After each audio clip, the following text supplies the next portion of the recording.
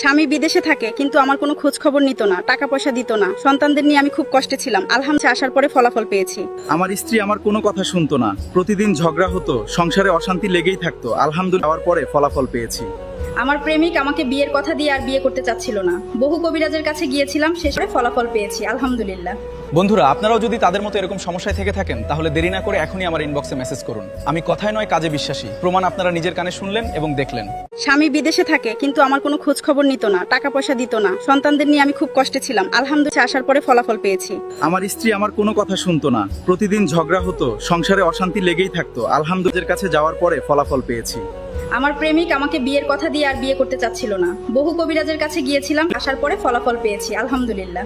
বন্ধুরা, আপনারাও যদি তাদের মতো এরকম সমস্যায় থেকে থাকেন, তাহলে দেরি না করে এখনই আমার ইনবক্সে মেসেজ করুন। আমি কথায় নয় কাজে বিশ্বাসী, প্রমাণ আপনারা নিজের কানে শুনলেন এবং দেখলেন।